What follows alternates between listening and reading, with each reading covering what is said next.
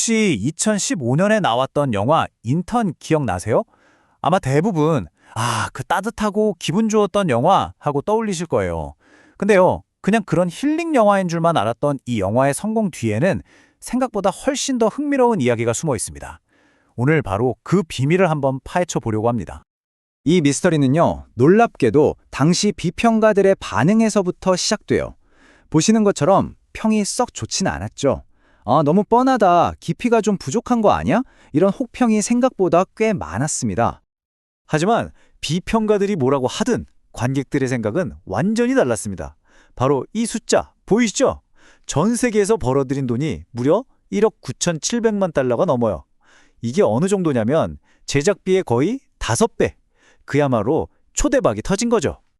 그러니까요. 대체 어떻게 된 걸까요? 평론가들은 그냥 그렇다는데 관객들은 왜 이렇게 열광했을까요? 바로 이게 오늘 우리가 풀어볼 핵심 질문입니다. 지금부터 이 영화의 성공 비결을 양파 껍질 벗기듯이 하나씩 벗겨보겠습니다. 자, 그 첫 번째 비밀의 열쇠는 바로 이 영화를 만든 감독 낸시 마이어스에게 있습니다. 그녀만의 아주 특별한 스타일이 있거든요. 낸시 마이어스 감독의 영화는요, 마이어스 미학이라는 별명이 붙을 정도로 아주 독특한 특징이 있어요. 뭐랄까, 그냥 화면을 보고만 있어도 마음이 편안해지는 그런 느낌이 있잖아요. 세련되고 아늑하고 이런 시각적인 만족감이 워낙 크다 보니까 관객들이 영화에 푹 빠져버리는 거예요. 그래서 웬만한 비평은 그냥 가볍게 무시해버리는 일종의 비평 방어막이 생기는 거죠. 그럼 그 마이어스 미학이 대체 뭐냐? 바로 이런 것들입니다. 부동산 포르노라는 말이 나올 정도로 기가 막히게 멋진 집, 햇살이 쫙 들어오는 꿈의 주방, 그리고 주인공들이 입고 나오는 세련된 패션까지. 이걸 보고 있으면 관객들은 2시간 동안 정말 완벽한 판타지 세계에 들어간 듯한 대리만족을 느끼게 되는 거죠. 물론 이렇게 예쁜 배경만 있다고 영화가 다 되는 건 아니죠. 이 멋진 공간을 채우는 건 결국 배우들이잖아요. 말이 필요 없는 두 배우, 로버트 드니로와 앤 해서웨이가 보여준 그 따뜻하고 편안한 케미가 이 영화가 그냥 눈만 즐거운 영화가 아니라 마음까지 사로잡은 진짜 이유였습니다. 자, 그럼 이제 성공 비결의 두 번째 층으로 한번 들어가 볼까요? 바로 이 영화의 핵심 주제, 멘토십에 대한 이야기인데요. 이게 우리가 흔히 생각하는 그런 멘토십이랑은 조금 다릅니다. 70살의 벤이 다시 인턴으로 일하게 된 이유, 그게 돈 때문이 아니었잖아요. 바로 이 대사. 인생에 구멍이 뚫린 것 같다? 그걸 채우고 싶다. 삶의 의미를 찾고 사람들과 다시 연결되고 싶었던 거죠. 내가 아직 누군가에게 필요한 사람이라는 걸 느끼고 싶다는 이 마음이 특히 은퇴 후의 삶을 고민하는 많은 분들에게 정말 큰 울림을 줬습니다. 바로 이 점이 이 영화를 특별하게 만듭니다. 보통 멘토하면 어때요? 나이 많은 사람이 젊은 사람을 일방적으로 가르치는 그림이 떠오르죠? 근데 이 영화는 달라요. 서로가 서로에게 배우는 이른바 크로스 멘토십을 보여주거든요. 벤은 수십 년의 경험에서 나온 인생의 지혜를 나눠주고 젊은 동료들은 벤에게 최신 기술이나 트렌드를 알려주죠. 함께 성장하는 거예요. 여기서 정말 재밌는 포인트가 나옵니다. 벤이 회사의 한 가장 큰 기여가 사실은 무슨 대단한 경영 전략 같은 게 아니었어요. 그게 뭐였냐면 바로 감정 노동이었습니다.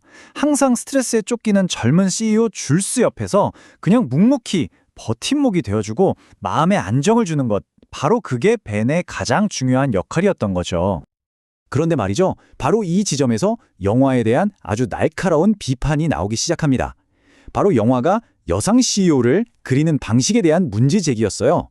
이거 괜찮은 거 맞아? 하는 논쟁이 불붙었죠. 비평가들이 지적한 건 이런 것들이에요. 아니, 분명히 성공한 CEO인데 왜 이렇게 계속 허둥대고 불안해하는 모습으로만 나올까? 그녀의 성공이 꼭 가정의 행복을 희생해야만 얻을 수 있는 것처럼 그려지고 결국 중요한 결정을 할 때는 나이 많은 남성 멘토의 인정이 꼭 필요한 것처럼 보이잖아요. 이 점을 꼬집은 거죠. 이런 비판은 결국 남성 구원자 서사라는 더 큰 논쟁으로 이어졌습니다. 생각해보면 줄스가 겪는 회사 문제, 개인적인 문제 전부 다 결국엔 현명한 벤이 나타나서 해결해주잖아요.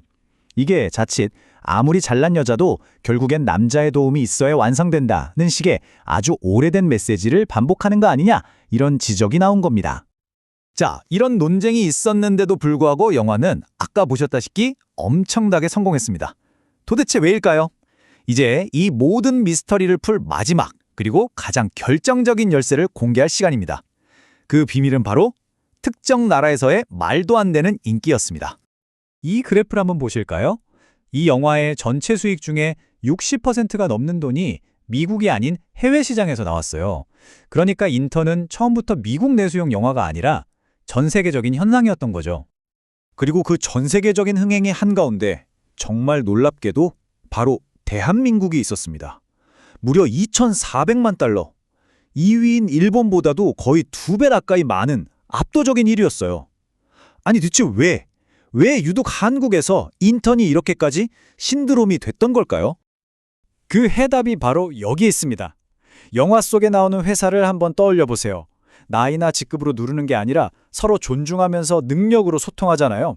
바로 이 수평적인 분위기가 당시 팍팍한 수직적 조직 문화와 세대 갈등에 지쳐있던 한국 관객들한테는 거의 판타지처럼 다가온 겁니다. 아, 우리 회사도 저랬으면, 벤 같은 어른이 내 곁에 있었으면 하는 강력한 대리만족과 갈망이 흥행으로 폭발한 거죠. 이렇게 여러 겹의 복잡하고 흥미로운 성공 스토리를 쓴 영화 인턴. 여기서 끝이 아닙니다. 이제 새로운 챕터를 준비하고 있거든요. 자, 오늘 이야기 한번 정리해 볼까요? 첫째, 낸시 마이어스 감독 특유의 안락한 판타지. 둘째, 세대를 뛰어넘는 쌍방향 멘토십이 주는 감동. 셋째, 여성 리더십에 대한 논쟁거리. 그리고 마지막으로 한국 사회와의 놀라운 문화적 공명. 인턴의 성공은 바로 이 네 가지 요소가 절묘하게 얽혀서 만들어낸 결과물이었던 겁니다. 그리고 한국에서의 이 엄청난 성공은 어쩌면 당연한 수순으로 이어집니다. 바로 한국판 리메이크 제작 소식이죠. 와, 캐스팅 보세요. 말이 필요 없는 배우 최민식 씨가 벤 역할을, 그리고 지금 가장 핫한 배우 한소희 씨가 줄수 역할을 맡는다고 하니 이건 뭐 기대가 안 될 수가 없죠? 근데요, 진짜 흥미로운 포인트는 따로 있습니다. 바로 감독이에요. 영화 82년생 김지영으로 우리 사회에 정말 큰 질문을 던졌던 김도영 감독이 메가폰을 잡았거든요. 자, 그렇다면 과연 김도영 감독은 원작의 가장 큰 비판점이었던 남성 구원자 사사를 어떻게 재해석할까요? 원작의 그 따뜻함은 그대로 가져가면서 지금 2020년대 한국 현실에 맞는 더 주체적인 여성 리더의 모습을 보여줄 수 있을까요? 이 리메이크가 원작의 성공 신화를 어떤 식으로 새롭게 써 내려갈지 이걸 지켜보는 게 아주 흥미로운 관전 포인트가 될 것 같습니다.